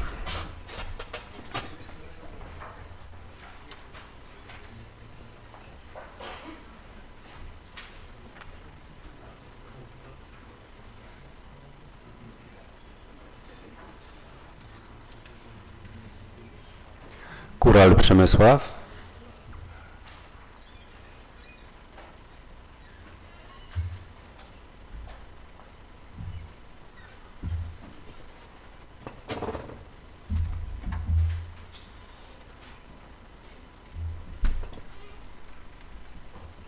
Kusyk Piotr.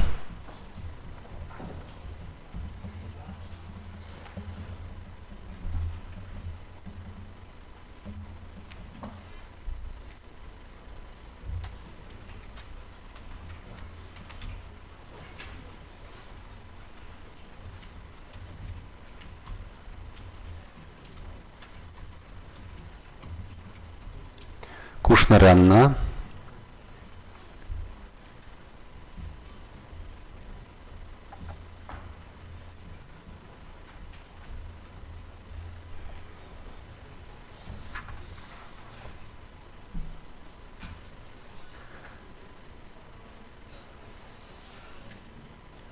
Kuśmierzak Artur.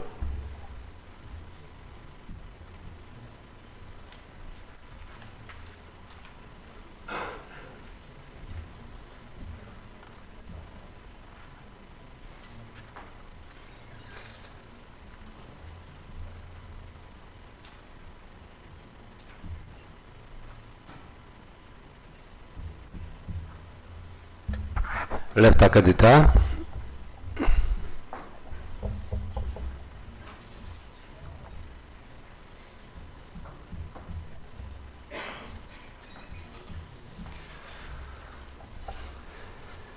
Mizi Elżbieta.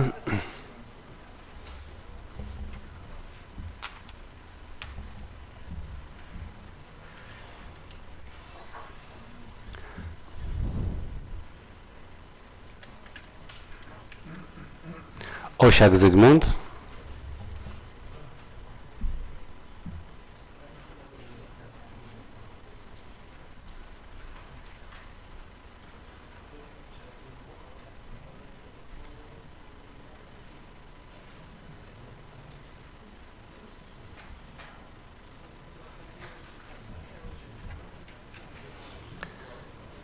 Pasikowska Beata.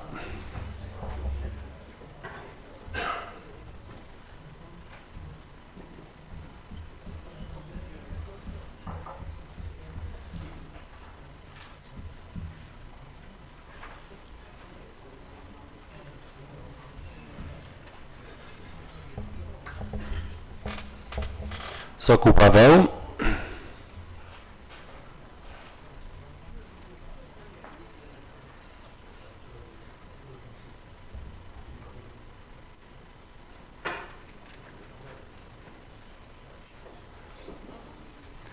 Sroka Krzysztof.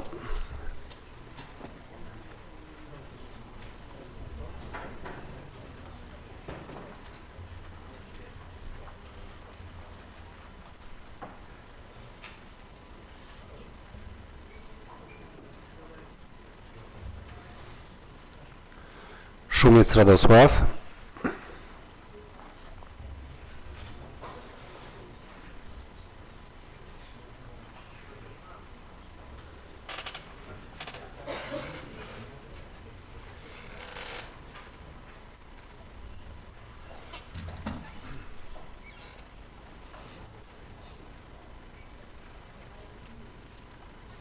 I Zieliński Andrzej.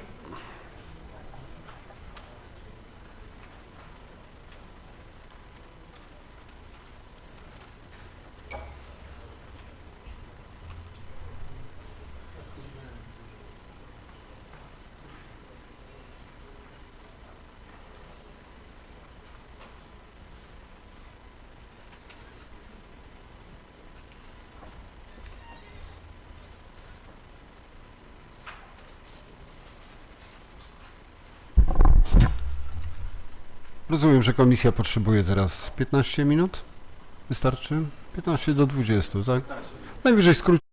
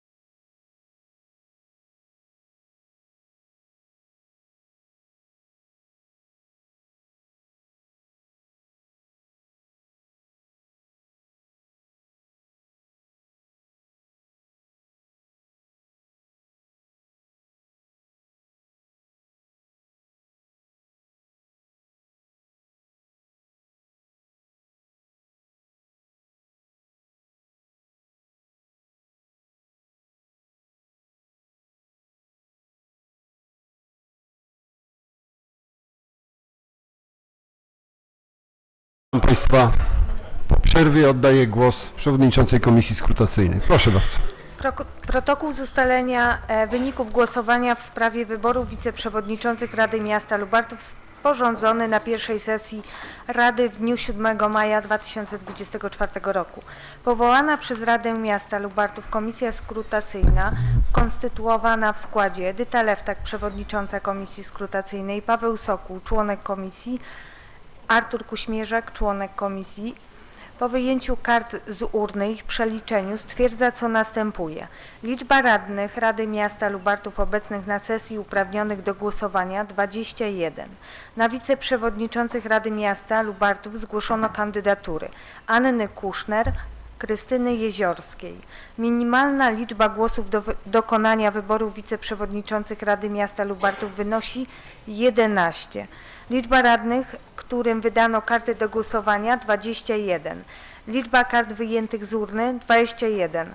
Liczba kart nieważnych 0. Liczba kart głosów nieważnych 0. Liczba głosów ważnych 21. Liczba głosów ważnie oddanych na poszczególnych kandydatów Anna Kuszner za 13, przeciw 8, wstrzymuje się 0. Krystyna Jeziorska za 13, przeciw 8, wstrzymuje się 0. Wobec powyższego Komisja Skrutacyjna stwierdza, że radni Anna Kuszner, Krystyna Jeziorska uzyskały minimalną liczbę głosów określoną w punkcie 3 i w związku z tym zostały wybrane na wiceprzewodniczących Rady Miasta Lubartów. Na tym protokół zakończono i podpisało Edyta Lewtak, Paweł Sokół, Artur Kuśmierzak. Dziękuję bardzo. Gratuluję wybranym wiceprzewodniczącym i zapraszam do stołu. Czy potrzebują Panie chwili czasu, tak jak ja potrzebowałem, żeby zabawki pozbierać?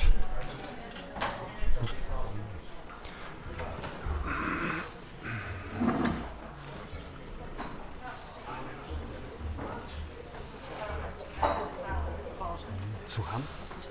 No, zaraz czekam na Was. Serio, serio?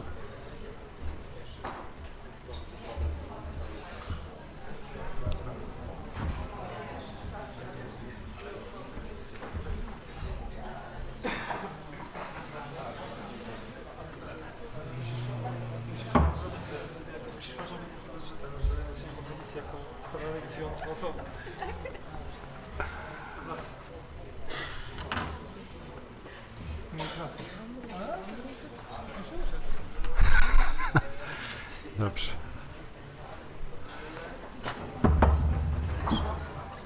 O, mamunciu. Czuję się jak rodzyn. Dobra. Dobrze. Proszę Państwa, żeby formalnością stało się zadość, odczytam uchwałę. Nasze wybory zostały dokonane, a uchwała tylko podsumowuje wynik. A zatem uchwała Rady Miasta Lubartów z dnia 7 maja 2024 roku w sprawie wyboru wiceprzewodniczących Rady Miasta Lubartów. Na podstawie artykułu 19 ustęp 1 ustawy z dnia 8 marca 1990 roku o samorządzie gminnym, Dziennik Ustaw z 2024 roku, pozycja 609, Rada Miasta Lubartów uchwala, co następuje. Paragraf 1 ustala 2 wiceprzewodniczących Rady, tak jest w tekście, dlatego nie zmieniam już tekstu. Paragraf 2 stwierdza, że w wyniku głosowania tajnego dokonano wyboru wiceprzewodniczących Rady Miasta Lubartów, którymi zostali Anna Kuszner i Krystyna Jeziorska. Paragraf 3. Uchwała wchodzi w życie z dniem podjęcia. Przewodniczący Rady Miasta. To wszystko. Dziękuję Państwu. Zamykam podpunkt B. Przechodzimy do kolejnego podpunktu, a jest nim podpunkt C. Wyznaczenie dodatkowych przedstawicieli gminy miasto Lubartów w Zgromadzeniu Związku Komunalnego Gmin Ziemi Lubartowskiej. Proszę Państwa, oczekuję zgłoszenia. Nie, tutaj nie. A, jest. Pan burmistrz będzie uzasadniał, wprowadzał, czy...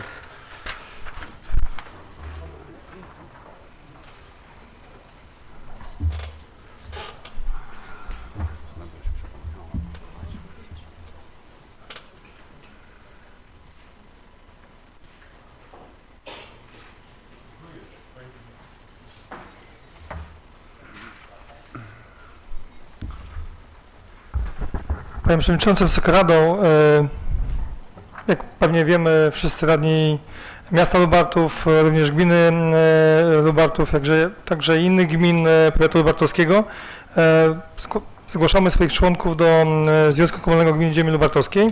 Statut Związku Komunalnego Gmin Ziemi Lubartowskiej, stanowiący załącznik nr 1 do obwieszczenia nr 1 przez 2022 Zgromadzenia Związku Komunalnego Gmin Ziemi Lubartowskiej z dnia 20 grudnia 2022 roku,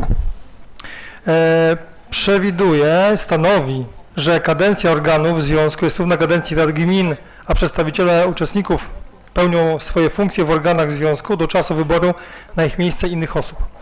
Natomiast zgodnie z paragrafem 11 ustęp 2 w skład zgromadzenia wchodzą oprócz burmistrza 3 osoby wyznaczone przez Radę Miasta Lubartów.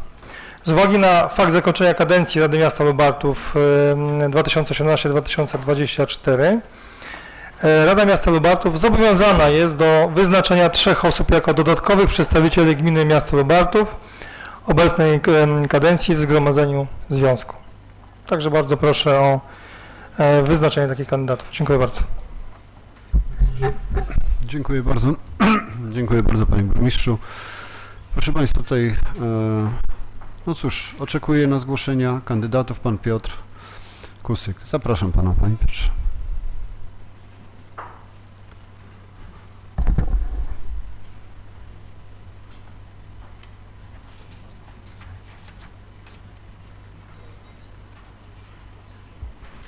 Chciałem zgłosić kandydaturę pana Zygmunta Osiaka, byłego prezesa PGK. Pełniąc swoją funkcję zajmował się gospodarką odpadami. Myślę, że zna się na tym doskonale. Miał kontakt ze związkiem komunalnym, także będzie dobrze reprezentował miasto Lubartów. Dziękuję. Dziękuję bardzo. Ktoś z państwa? Pan Ryszard Gierak, zapraszam.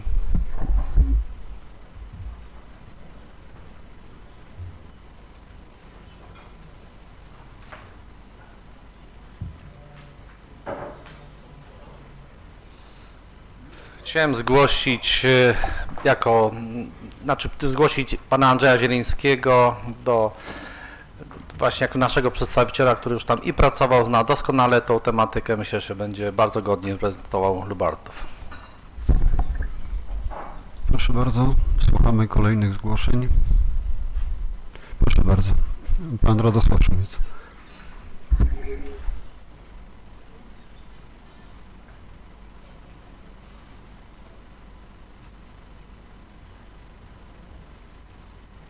Ja chciałbym zgłosić kandydaturę pana Tomka Krufrickiego. Posiada już duże doświadczenie, więc na pewno przyda się związku. Dziękuję. Dziękuję bardzo.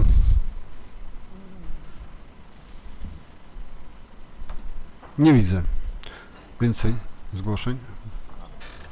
Zgody. Znowu zapominam o tych zgodach. Pan Artur jeszcze chciałby zgłosić, tak? Proszę bardzo. Panie Przewodniczący, Wysoka Rada, ja chciałem zgłosić pana Radosława Szumca. Dobrze. Nadszedł czas na zapytanie o zgodę. Pan burmistrz jeszcze, tak? Proszę bardzo, panie burmistrzu. Myślę, że tutaj nie trzeba uzasadniać kandydatury pana Radosława Szumca. Można powiedzieć, że jest ojcem tego zakładu i związku z ramienia miasta, więc wydaje mi się, są przekonane, że będzie bardzo dobrze reprezentował. Zna jak nikt inny ten związek międzygminny, jego struktury, funkcjonowanie i myślę, że to będzie najlepszy kandydat z tych 3, ale oczywiście z tych 4, przepraszam, kandydatów, ale myślę, że tu państwo radni zdecydują, kto jeszcze dołączy do pana Radka, który moim zdaniem powinien tutaj być jako z automatu, ale popracujemy nad tym, jak będziemy razem w związku pracowali. Dziękuję bardzo. Dziękuję bardzo. Czy ktoś jeszcze chciałby zgłosić jakąś kandydaturę? Nie widzę.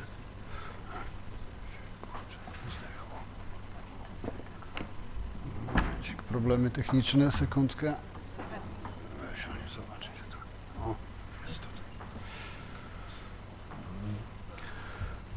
Nie wiem, tutaj chyba nie musimy musimy chyba przegłosować zamknięcie listy, a wcześniej zapytam o zgodę. Czy pan Zygmunt Osiak wyraża zgodę?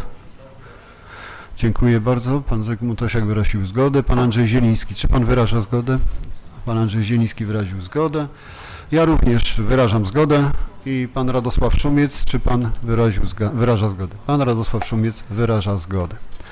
Dobrze, proszę państwa, chyba powinniśmy przegłosować zamknięcie listy kandydatów. Więc to uczynimy. Proszę o potwierdzenie kworum.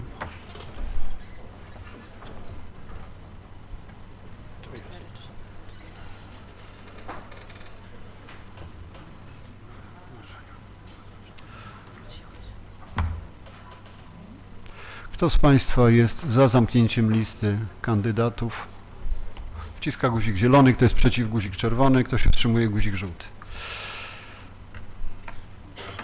Lista kandydatów została zamknięta 21 głosami za, przy 0 sprzeciwu. Dziękuję.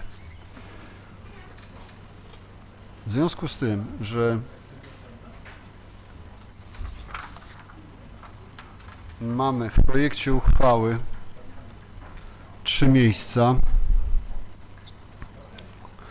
miejsca na kandydatów jako przedstawicieli gminy Lubartów, więc będziemy głosować każdą kandydaturę z osobna i to będzie głosowanie jawne.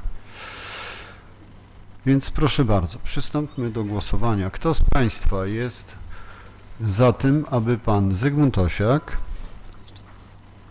jeszcze kworum, właśnie. Kworum. Za kandydaturą pana Zygmunta Osiaka.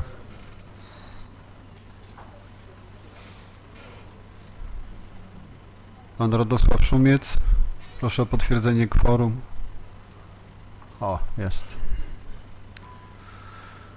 Kto jest za kandydaturą Zygmunta Osiaka? Wciska guzik zielony, kto przeciw czerwony, kto się wstrzymuje żółty. Proszę bardzo.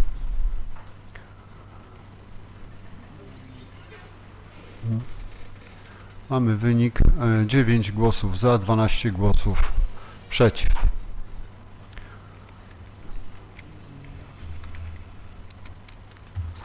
Dobrze, przejdźmy do kolejnej kandydatury. Andrzej Zieliński. Kandydatura pana Andrzeja Zielińskiego. Tak. Musimy sobie przeorganizować tutaj to trochę. Tak, widzę. Pan Artur Kuśmierzak, proszę o potwierdzenie. Doskonale, dziękuję. Kto jest za kandydaturą pana Andrzeja Zielińskiego? Wciska guzik zielony. Kto jest przeciw? Czerwony. Kto się wstrzymuje? Żółty.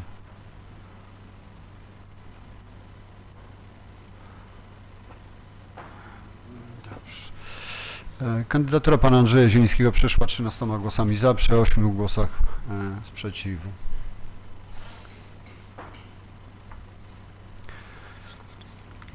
Przejdźmy teraz do kolejnego kandydata. To jest Tomasz Krówczyński. Kto z państwa? Zaraz, jeszcze kworum.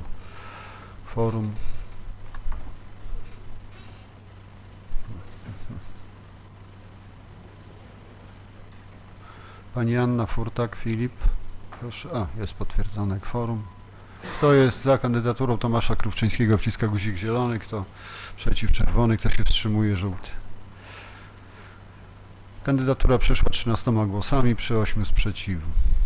Dziękuję bardzo. I ostatnia kandydatura to jest kandydatura Radosława Szumca.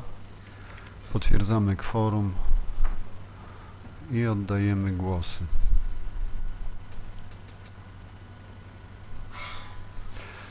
Kto jest za kandydaturą Radosława Szumca? Wciska guzik zielony. Kto jest przeciw? Czerwony. Kto się wstrzymuje? Żółty.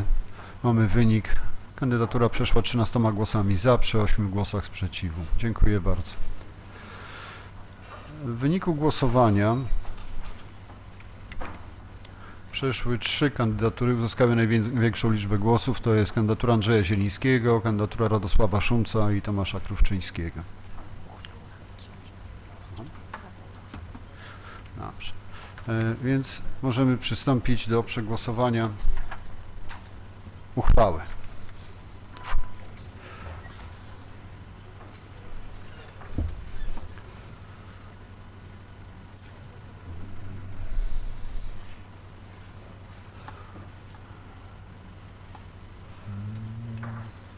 Pani Bajda Krystyna, pani Berger Aleksandra, pan Kusyk Piotr, pan Sokół Paweł. Proszę o potwierdzenie kworum. Dziękuję. Kto z Państwa jest za wyznaczeniem dodatkowych przedstawicieli gmin miasta Lubartów w Zgromadzeniu Związku Komunalnego Gmin Ziemi Lubartowskiej przy tym składzie, który wcześniej podałem? Wciska guzik zielony. Kto jest za zielony, przeciw czerwony, żółty wstrzymuje się.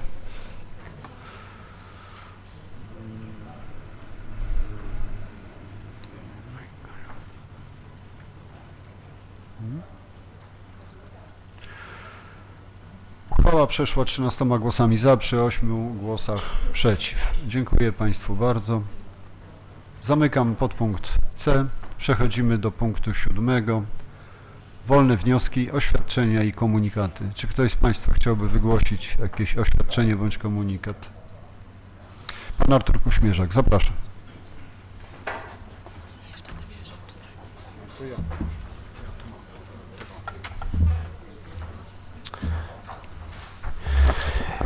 Ja mam komunikat. Szanowny Panie Przewodniczący, na podstawie paragrafu 88 Statutu Miasta Lubartów stanowiącego załącznik do uchwały Rady Miasta Lubartów nr 15/125/2019 Rady Miasta Lubartów z dnia 23 grudnia 2019 roku informuję, iż Klub Radnych Wspólny Lubartów nadal funkcjonuje w Radzie Miasta Lubartów 9. kadencji. W skład klubu wchodzą następujący radni: Bajda Krystyna Stanisława, Jaworski Grzegorz Piotr, Jeziorska Krystyna, Kuśmierzak Artur. Przewodniczącym Klubu Radnych Wspólny Lubartów jest Artur Kuśmierzak. Dziękuję i przekazuję na ręce Pana Przewodniczącego. Dziękuję bardzo. Czy ktoś z Pan Andrzej, tak, pozwolicie, że Pan Andrzej Zieliński pierwszy, Pan Andrzej ustępuje kolejności, tak? A, już Państwo się dogadali, świetnie.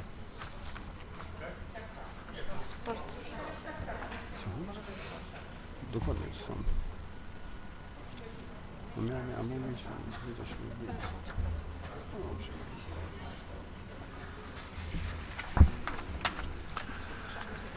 Na ręce Pana Przewodniczącego Rady Miasta złożyliśmy, grupa radnych, takie pismo następującej treści. Na podstawie artykułu 23 ustęp 2 ustawy z dnia 8 marca 1990 roku o samorządzie gminnym oraz paragrafie 87 do 91 Statutu Miasta Lubartów informuję, że grupa radnych w składzie Anna Kuszner, Edyta Lewtak, Ryszard Gierach, Andrzej Zieliński utworzyła klub radnych o nazwie Klub Radnych Lubartowska Koalicja Samorządowa.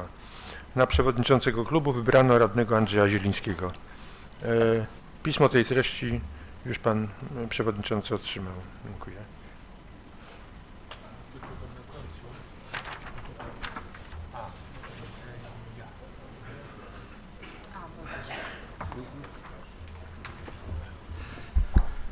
Dziękuję bardzo. Czy ktoś z Państwa jeszcze chciałby Państwo tutaj. Panie Piotrze. Tak? Dobrze, zapraszam.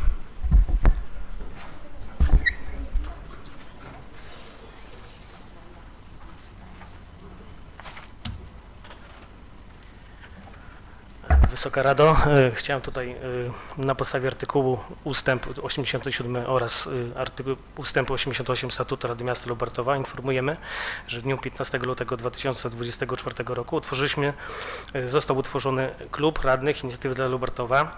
W skład klubu weszli radni Ewa Grabek, Beata Pasikowska, Elżbieta Mizio, Aleksandra Berger, Piotr Kusyk, Zygmunt Osiak, Krzysztof Sroka i Paweł Sokół. Przewodniczącym klubu jest Paweł Sokół.